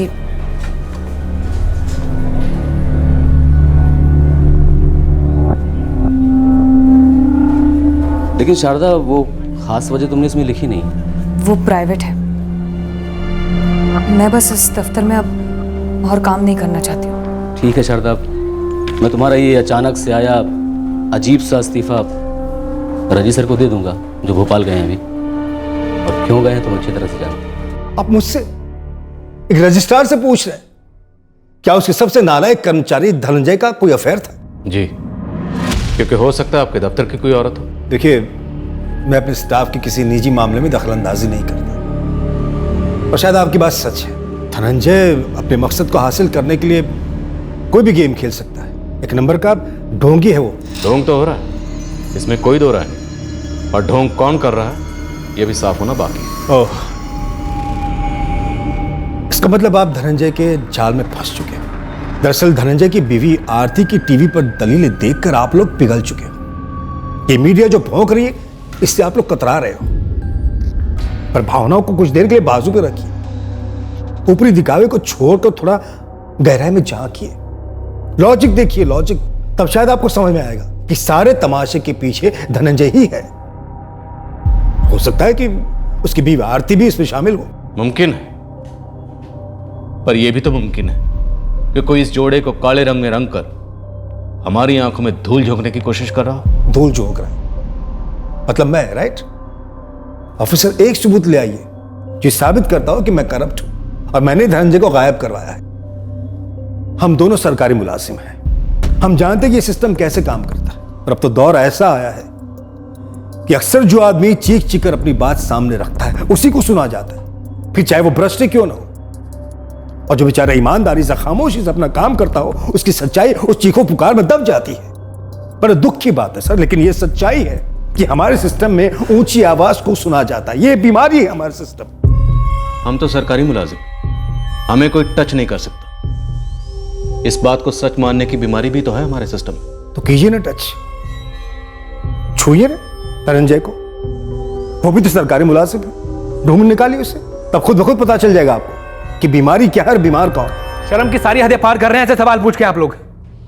ये कोई जवाब नहीं हुआ भूपेन जी। क्या जवाब दूं ऐसे सवाल का मैं? इतना भद्दा सवाल कि मेरी भाभी का किसी के साथ अफेयर है कि नहीं। बिना तहकीकात किए वो रंजीत चौहान मेरे भाई के बारे में कुछ भी बोले जा रहा है और आप मान ले रहे हैं और मेरी भाभी पे कीचड़ उछाले जा रहे हैं। कीचड़ तो उछल चुका है। रमेश सितोले का नाम तो सुना ही होगा, जबलपुर में ठगा था इसे तुम्हारी दूध की दुली भाभी और हरिश्चंद्र जैसे भैया ने। 1 हफ्ते में जमानत हुई थी, वो आप नहीं मानेंगे। क्यों हुई थी जमानत? क्योंकि इल्जाम फर्जी था। सर मैं आपको बताता हूँ, एक सिस्टमैटिक तरीके से साजिश रची गई है मेरे ईमानदार भाई का नाम खराब करने के लिए, लेकिन वो आप मान नहीं रहे हैं। सर जिंदा नहीं तो कम से कम मेरे भाई की लाश तो ढूंढ के निकालिए। एक औरत के सर पर जो उम्मीद की तलवार लटक रही है उसे गिरने तो दीजिए सर।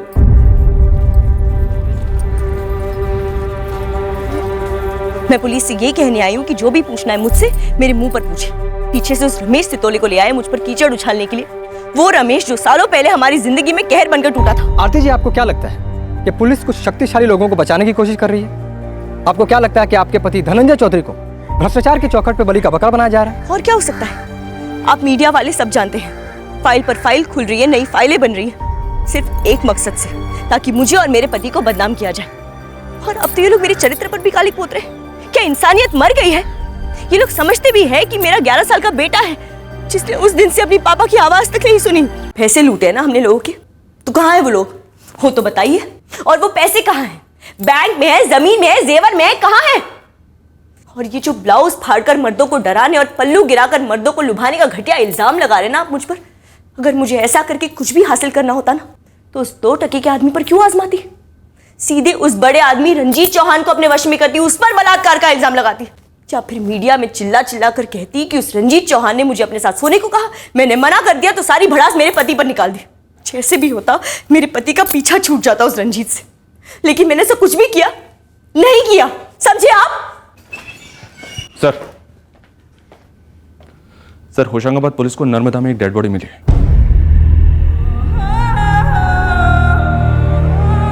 आज सुबह ही मिली सर, तैरते तैरते किनारे पर आ गई।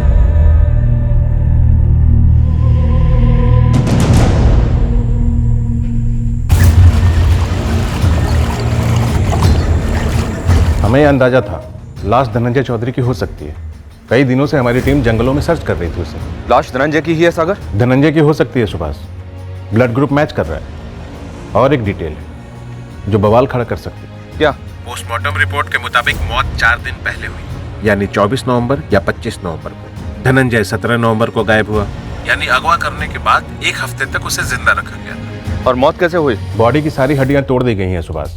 बहुत ही भयंकर मौत हुई होगी, शायद तड़पा तड़पा कर। इस वक्त बॉडी होशंगाबाद सिविल हॉस्पिटल में।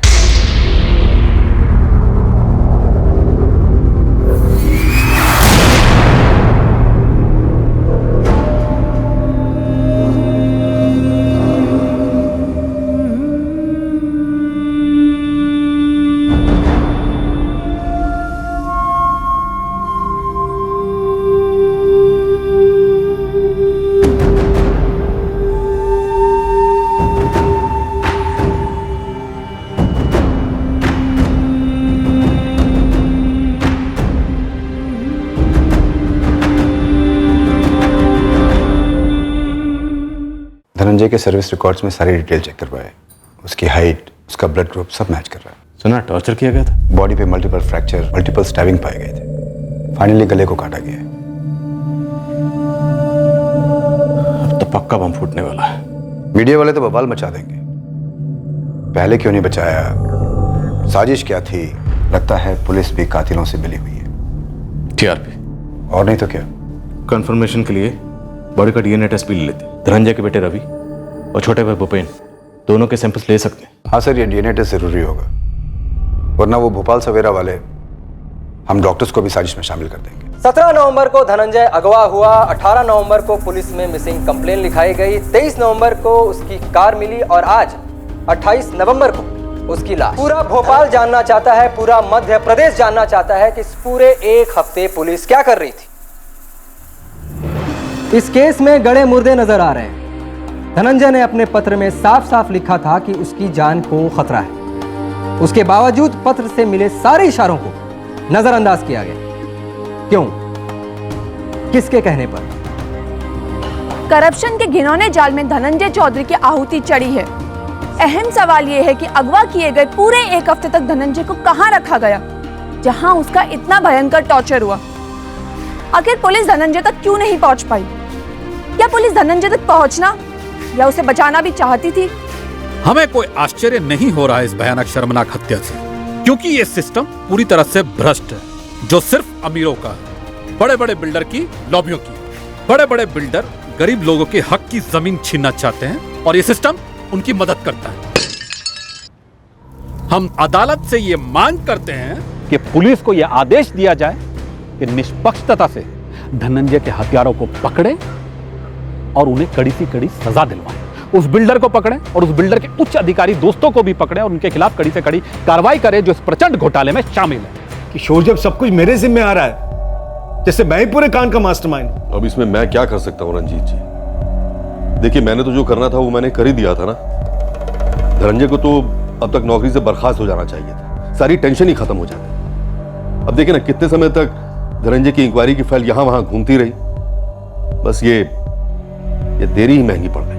किशोर जी, इंदौर से पहले धनंजय जिस रजिस्ट्रार के नीचे था, सबके उसके खिलाफ स्टेटमेंट है उस फाइल में। वो सबका सिर दर्द था, लेकिन ये सब यही हुआ, इसलिए सब मेरे सर पे आ रहा है। ऊपर से ये मीडिया शोर मचा रहा। उन्हें शोर करने दो रंजीत जी, आप बस जुबान पर लगाम लगा दो। मैं कहता हूं कि आप जरा समझदारी से इस मामले को हैंडल करना। अरे धनंजय को तो हीरो बनाया जा रहा है, लेकिन अदालत में जीरो साबित होगा जब पता चलेगा कि धनंजय के एडॉप्शन डॉक्यूमेंट्स रजिस्टर्ड ही नहीं थे। देखिए, ये वो हकीकत है जो कोई भी अदालत नजरअंदाज नहीं कर सकती है। मीडिया ट्रायल भले ही भावनाओं से होती हो, लेकिन असली अदालत सबूत मांगेगी। और अगर आपके खिलाफ कोई सबूत नहीं है ना, तो मेरा यकीन मानिए, आपको डरने की भी कोई जरूरत नहीं है। अब अरेस्ट होने ही चाहिए अर्जुन। मिसिंग से मर्डर तक का यह मामला अब चिंगारी से आग बन चुका है। इतने दिनों तक धनंजय को कहां रखा गया, उसे किसने मारा और क्यों? जब तक इन सवालों के जवाब नहीं मिलते, तब तक यह आग नहीं बुझेगी। समझ रहा हूं सर। यह आग और फैलनी नहीं चाहिए अर्जुन। सर, यह धनंजय इंदौर से भोपाल के लिए निकला था, फिर बाद में इसने होशंगाबाद की तरफ रुख कर दिया था। होशंगाबाद तो मेरा इलाका है साहब। अपने बंदे भोपाल के माहिर हैं साहब। होशंगाबाद और भोपाल के अलावा इंदौर भी खंगालो। इन तीनों जगहों की पुलिस तो ओवरटाइम कर ही रही है। तुम लोगों के बीच में घूमो, पता करो उस वक्त कौन सा हिस्ट्री शीटर बेल पर था या तफरी पर था। सबके सबको हाजिर करो। डेट और टाइम बताइए, मैं पहुंच जाऊं। लेकिन मैडम, पहले ये बताइए कि आप मुझसे और क्या नया ऐसा पता करना चाहेंगी जो आपने पहले पता नहीं किया। सच विजय चावला जी, उस 3 करोड़ की घूस का सच जो धनंजय ने अपने लेटर में लिख कर दिया था। देखिए मैडम, सच तो वही है जो मैंने आपको पहले बताया था। मैंने किसी को कोई घूस ऑफर नहीं की, चाहे वो रजिस्ट्रार रंजीत चौहान जी हो या फिर कोई और। कोई बात नहीं, आप फिर भी हाजिर हो जाइए शाम 4 बजे के पहले सारे पेपर्स के साथ। ये लीजिए सर, ये सारे पेपर्स आपके लिए। एक एक पेपर बारीकी से पढ़िए सर। मेरे पास घर में एक लैंडलाइन फोन है, एक ऑफिस में लैंडलाइन है। ये 2 मेरे मोबाइल फोन है। मेरे दोनों लैंडलाइन फोन और दोनों मोबाइल फोन के नंबर्स रिटर्न में। अब निकालिए, चारों फोन के सारे डिटेल्स निकालिए सर। होशंगाबाद का एड्रेस नहीं देंगे रिटर्न में, जहां पर 17 नवंबर से लेकर 24 नवंबर तक धनंजय चौधरी को टॉर्चर किया गया था। सर, आप धनंजय के जाल में न सिर्फ फंसे हुए हैं, पूरी तरह से धंस चुके। जाल तो हमारी तरफ जरूर फेंके गए, पर वो जाल आपने फेंके। आपने, आपके गिरोह ने, और एक नहीं। कई जाल फेंके ताकि हम धनंजय के कातिलों के बजाय उसके पास्ट के पीछे पड़े। अब आप ये बताइए कि एक हफ्ते तक धनंजय को कौन सी बात उगलवाने के लिए टॉर्चर किया गया या कौन सी बात कबूल करने के लिए?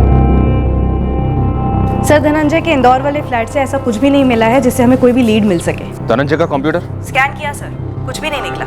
मैंने धनंजय के दोनों करीबी ऑफिस कोलीग्स यतिन शर्मा और शारदा पचौरी से भी बात की। दोनों को आइडिया नहीं है कि विजय चावला के 3 करोड़ के ऑफर के अलावा धनंजय के पास और क्या क्या जानकारी थी। ऑफिस में और कोई बातचीत, अफवाह, गपशप? एक नई डेवलपमेंट हुई है सर, शारदा पचौरी ने इस्तीफा दे दिया है। 1 महीने के नोटिस पीरियड पे काम कर रही है। इस्तीफा किस लिए? धनंजय के मामले से हिल गई है। अर्चना, शारदा को तुरंत इस कहने पर डाल दो।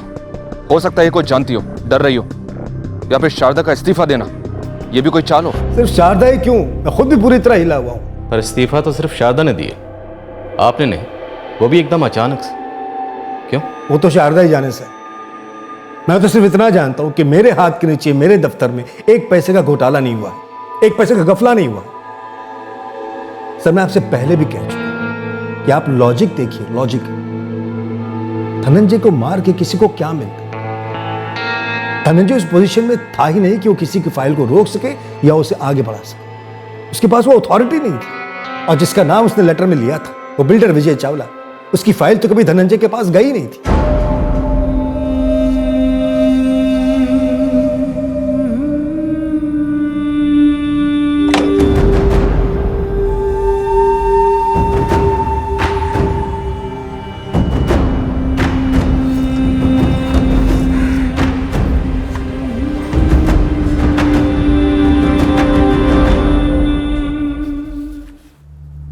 आपने बुलाया सर? हाँ मुकेश, ये एक लेटर की 2 कॉपीज है। एक रजिस्टर्ड पोस्ट करनी है और दूसरी हैंड डिलीवर करनी है। भोपाल, आरती चौधरी की है। जी। आरती चौधरी ज्वाइन कर रही हैं? मैं उसे जॉब ऑफर करना पड़ेगा मुकेश, और कोई विकल्प नहीं हमारे पास। उसके मृत पति की जगह उसे नौकरी मिल सकती है। भाभी, जॉब अगर भोपाल में होता तो एक बार ज्वाइन करने की सोच भी सकते थे। मैंने सोच लिया भूपी, मैं इंदौर जाऊंगी। मतलब भाभी, इंदौर, वहां हमारा कोई भी नहीं है। धनंजय की यादें हैं। आप चाहें तो रवि को हम संभाल लेंगे, आप जाएं। नहीं भूपी, रवि मेरे साथ जाएगा। इंदौर में भी बहुत अच्छे स्कूल्स हैं। मैं इंदौर के ऑफिस में फोन करके बता दूंगी कि मैं 2 हफ्ते बाद ज्वाइन करने वाली हूँ। 0 लीड्स। अभी तक तो 0 ही है सर। कुछ भी पता नहीं चल रहा है कि 7 दिनों तक धनंजय को कहां छुपा कर रखा गया। सर, शारदा की सर्वेलेंस की 0, हर ब्रांच ऑफिस में तहकीकात की 0, विजय चावला को खंगाला, वहां भी 0 लीड्स। मतलब बैक टू पवेलियन, जहां थे वहीं। अफेयर वाले एंगल ने कुछ स्कोर किया? सर, अगर अफेयर रहा भी होगा तो आरती की तरफ से रहा होगा। लेकिन सर, अगर इस वक्त हमने उस एंगल को टच भी किया तो मीडिया मैदानी जंग छेड़ देगी। सर, अब तो आरती को इंदौर में धनंजय की जॉब भी मिल गई है। बहुत शातिर खिलाड़ी है आरती। पुलिस और मीडिया दोनों की गर्मी ठंडे होने का इंतजार कर रही होगी। फिर निकलेगा उसका प्रेमी कहीं से, तब दुनिया को यही लगेगा कि बेचारी बेसहारा विधवा को सहारा मिल गया। सर, अगर आरती का ऐसा कोई अफेयर है तो उसका कोई ना कोई निशान कहीं ना कहीं जरूर होगा।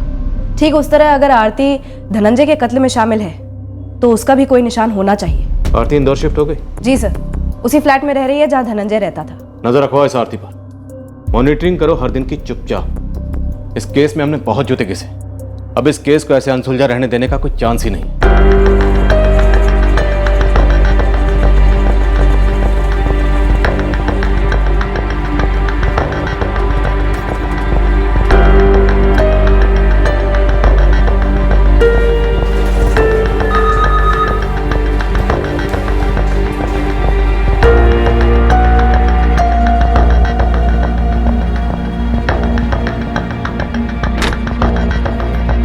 Come in, sir. Please come.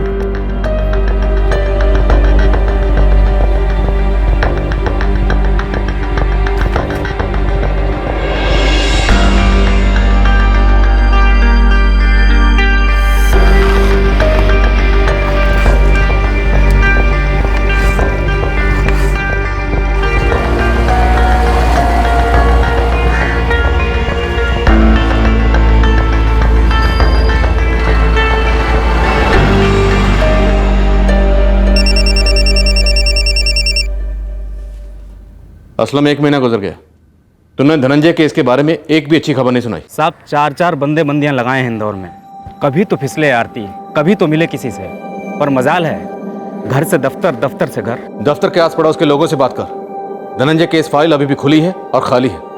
हमें इस केस फाइल को जल्द से जल्द भरना और बंद करना है। साहब एक बात जहन में आई है, बतानी नहीं पूछनी है। क्या आरती और रजिस्ट्रार रंजीत चौहान के बीच कोई फोन वोन हुआ है? कॉल रिकॉर्ड में कभी कुछ देखा है आपने? नहीं सर, रंजीत और आरती के कॉल रिकॉर्ड्स में अगर ऐसा कोई कॉल होता तो हमारी नज़र में ज़रूर आता। पर ऐसा हो सकता है, हमारे सामने ये एंगल ही पहली बार आया है। नहीं असलम, हमें तो रंजीत चौहान और आरती के बीच में कोई सांठगांठ दिखाई नहीं दी। तुम्हें ऐसा क्यों लगता? शक का क्या कारण है? कारण तो है साहब। एक तो उस दफ्तर के एक बंदे से बात हुई थी, वो बोल रहा था कि ये रजिस्ट्रार रंजीत चौहान और आरती के बीच कोई मिठास नहीं है, लेकिन कोई खटास भी नहीं है, जो कि देखा जाए तो होनी चाहिए थी। कोई तो ड्रामा होना चाहिए था इन दोनों के बीच। पर इसमें तो शक करने वाली ऐसी कोई बात नहीं है। आगे तो सुनिए साहब, 4 दिन पहले मैं खुद आरती के घर के बाहर नजर रखे हुए था, तो देखता हूँ कि एक गाड़ी आरती को घर तक छोड़ने आई हुई है। फिर देखता हूँ तो कौन नजर आता है? रंजीत चौहान।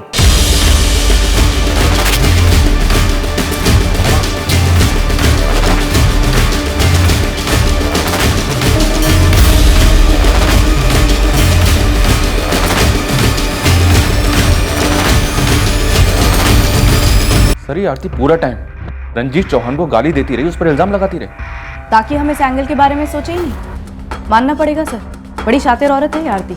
अर्चना याद? आरती ने हमें क्या भाषण दिया था? क्या कहा था उसने रंजीत चौहान के बारे में? और ये जो ब्लाउज फाड़कर मर्दों को डराने और पल्लू गिराकर मर्दों को लुभाने का घटिया इल्जाम लगा रहे ना आप मुझ पर। अगर मुझे ऐसा करके कुछ भी हासिल करना होता ना, तो उस 2 टके के आदमी पर क्यों आजमाती? सीधे उस बड़े आदमी रंजीत चौहान को अपने वश में करती, उस पर बलात्कार का इल्जाम लगाती। उसने हमारे सामने बात रखी थी, हमने समझा ही नहीं, बात सुनी ही नहीं। तो सर ये मामला करप्शन का नहीं, अफेयर को लेकर था, इसलिए धनंजय मारा गया। सर एक मसला तो पहले से ही मौजूद था, धनंजय के अपॉइंटमेंट की इंक्वायरी, उसके पास्ट रिकॉर्ड और कामचोरी का। शायद इस मसले का इस्तेमाल एक अफेयर को अलग रंग देने के लिए किया गया। धनंजय चौधरी के बारे में हमारे सामने जितनी भी बातें पेश की, अच्छी या बुरी, सब सही हो सकती है, पर उन सारी बातों का इस्तेमाल धनंजय चौधरी की एक और ही तस्वीर पेश करने के लिए बड़े शातिर तरीके से किया गया, एक अलग जाल बुनने के लिए। पर इस एंगल में भी एक कड़ी जुड़ नहीं रही, आंकड़ा बैठ नहीं रहा।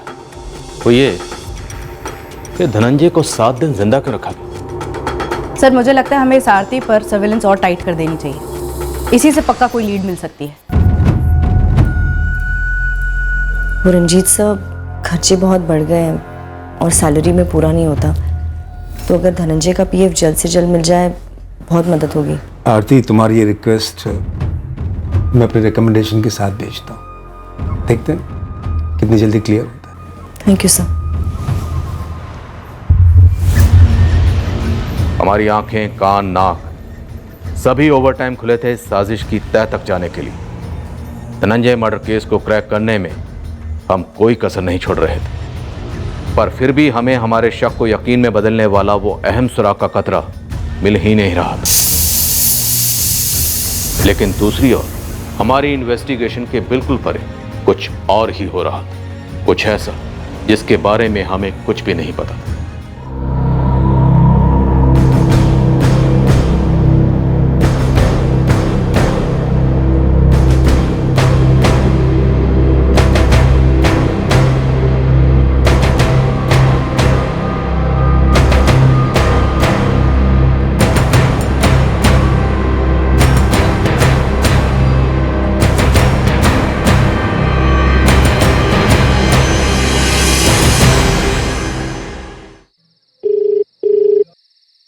कब?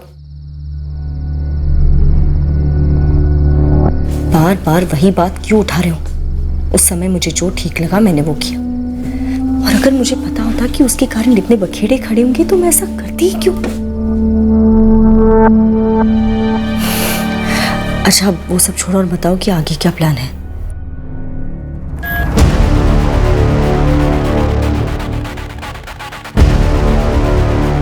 जिस दूसरे आदमी को हम ढूंढ रहे थे आरती की जिंदगी में, वो हमारी परिकल्पना से बिल्कुल बाहर का था।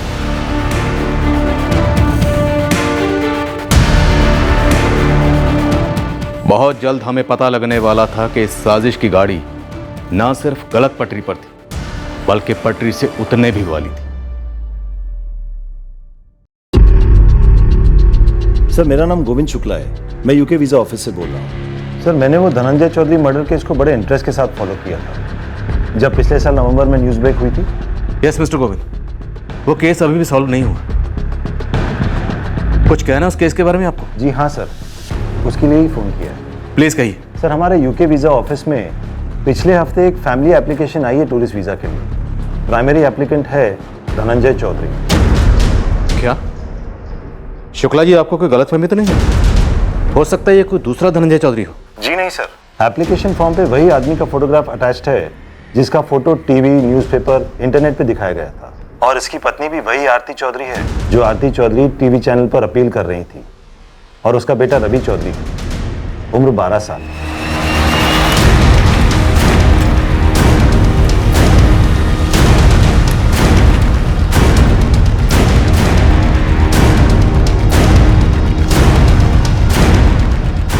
अब तो इसमें कोई डाउट ही नहीं सर, ये धनंजय चौधरी जिंदा है। वीजा सेंटर में एक हफ्ते पहले उसने ये फोटो खिंचाई है। गोविंद शुक्ला को कॉल करो और उससे कहो कि धनंजय से कहे कि उसका वीज़ा रेडी है, आकर वीज़ा सेंटर से कलेक्ट कर। फिर वीज़ा सेंटर से हम कलेक्ट करेंगे इस धनंजय चौधरी को, और दूसरी तरफ इंदौर से उसकी बीवी आरती चौधरी को।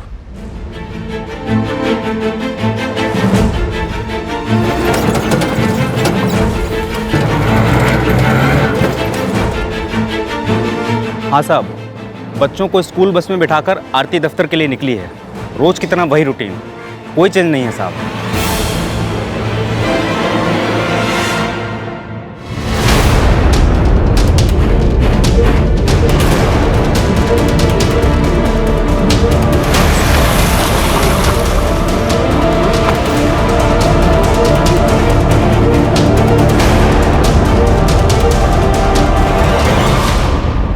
हम अगर तुझे गोली मार दें तो भी कोई फर्क नहीं पड़ेगा, क्योंकि ऑन रिकॉर्ड तो पहले ही मर चुका है। अंतिम संस्कार भी हो चुका है तेरा। क्यों धनंजय चौधरी?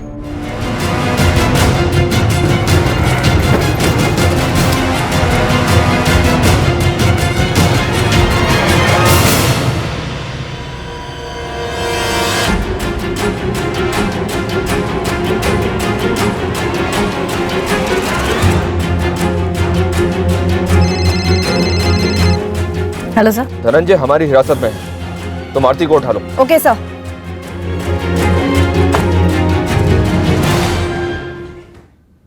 हमें जो भी कहानी सुनानी है ना, जल्दी सोच ले, क्योंकि बहुत ज्यादा टाइम नहीं है तेरे पास। थोड़ी देर में तेरी बीवी आरती भी हाजिर की जाएगी।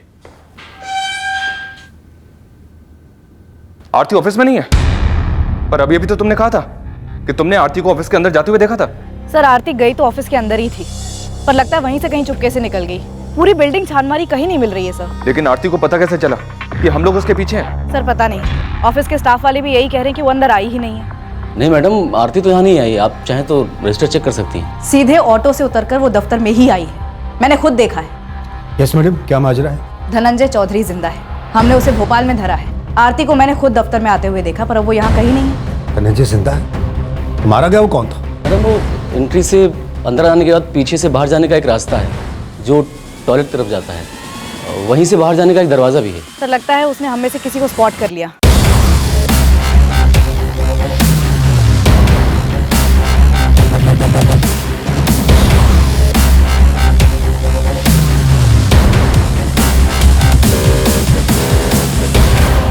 इंदौर पुलिस को अलर्ट करो। एक टीम तुरंत आरती के घर पर भेजो, मकान मालिक को भी आगाह करो सर, और दूसरी टीम आरती के बेटे रवि के स्कूल पर भेजो। पूरे चार्जेस है कि फरार होने से पहले आरती अपने बेटे को लेने उसके स्कूल जाए। Bus stand, railway station, taxi stand, सब जगह माँ बेटे की फोटो भेजो, टीम भेजो। ये आरती चौधरी बचकर नहीं निकलनी चाहिए। तूने और तेरी बीवी ने जो हमें गोल गोल घुमाया है ना, उसका बिल तो पेश होगा, और वो भी टैक्स के साथ। पहले ये बता कि तेरी बीवी आरती इंदौर से जाकर छुपी कहाँ, किसके पास जाकर छुपी है, और तेरे इस प्लान में और कौन कौन शामिल था? सिर्फ हम दोनों ही थे सर। मेरे बेटे रवि को भी कुछ नहीं पता है। मेरी समझ में नहीं आ रहा है उसे कैसे पता चल गया कि मैं पकड़ा गया हूं। टूरिस्ट वीजा लेकर यूके भाग रहे थे, ताकि वहां जाकर गायब हो जाओ? प्लान था क्या? शुरू से लेकर अब तक सब कुछ बोल।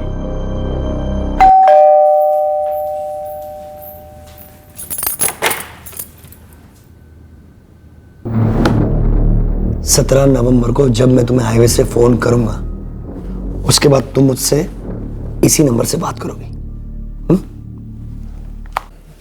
और उसके बाद तुम रहने कहाँ वाले हो? रह लूंगा कहीं भी, लेकिन तुम पुलिस के दबाव में आकर टूटना मत। जैसा प्लान बना है उसी के मुताबिक चलना। हाईवे से 17 तारीख को फर्जी कॉल के बाद तो कहां छुपा? उसी दिन अपनी गाड़ी को ठिकाने लगाकर मैं मुंबई चला गया था।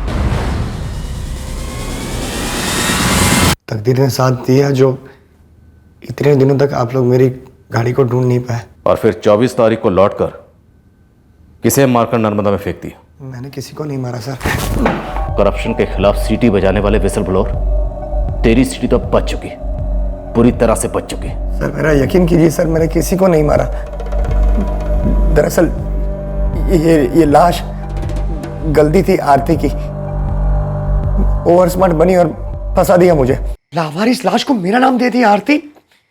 तुम्हारा दिमाग तो, अरे दिमाग की स्क्रू ढीला हुआ क्या? अरे धनंजय, मुझे लगा कि सब कुछ तो मैच हो रहा है तो खत्म कर दो कहानी।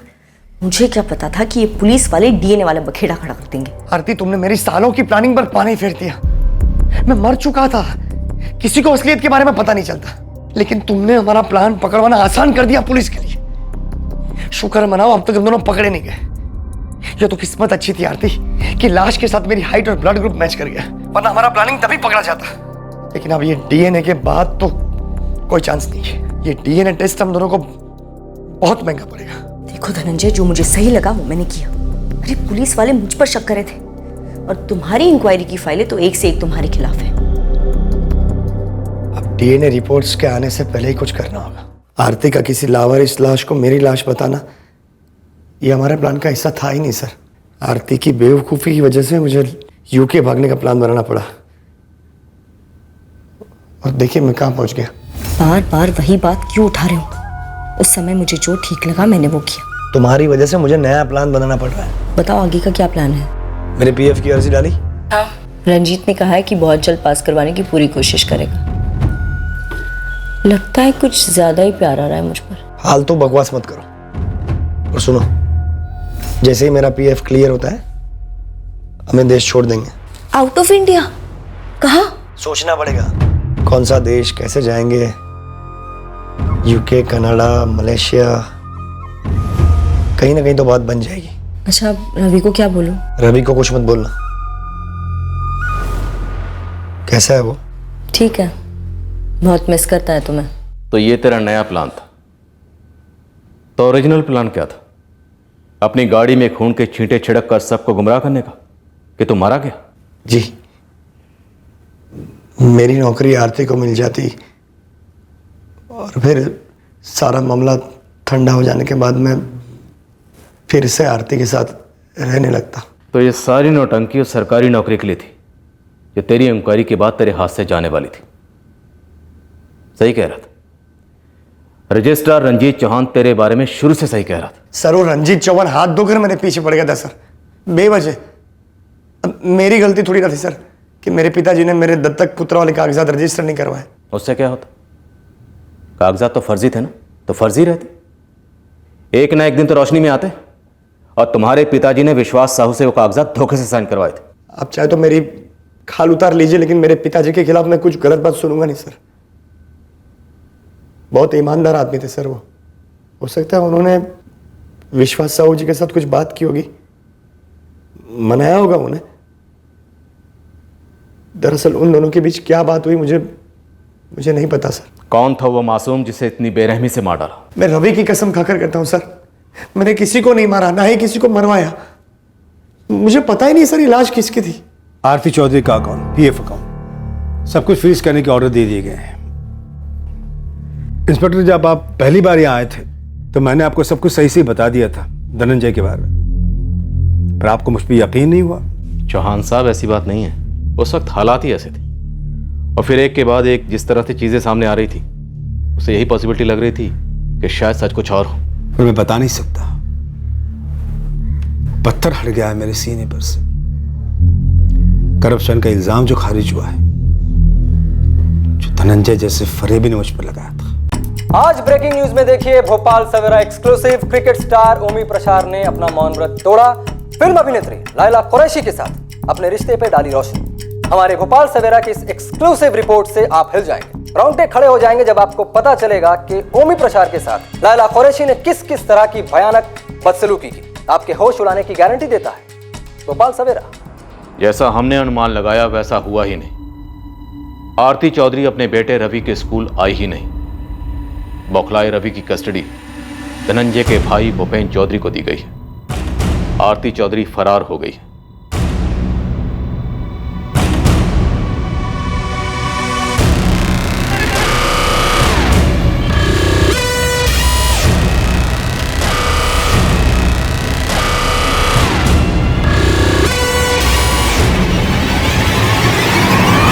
एक जबरदस्त मैन हंट लॉन्च होने के बावजूद आरती हमारे हाथ नहीं लगी। कानूनी तौर पर आरती को उस सरकारी नौकरी से बर्खास्त कर दिया गया है जो उसे धनंजय की झूठी मौत के बाद दी गई थी। धनंजय तो वैसे भी डिसमिस ही होने वाला था। नदी किनारे मिली लाश का डीएनए सैंपल लोकल पुलिस को सौंप दिया गया है। हमें अभी तक उस आदमी के बारे में कुछ भी पता नहीं चला। अगर डीएनए मैचिंग रिजल्ट पहले आ गई होती तो इस केस ने दोबारा स्पीड पकड़ ली होती और आरोपियों को भनक लग गई थी कि इससे उनकी साजिश की कमर टूटेगी।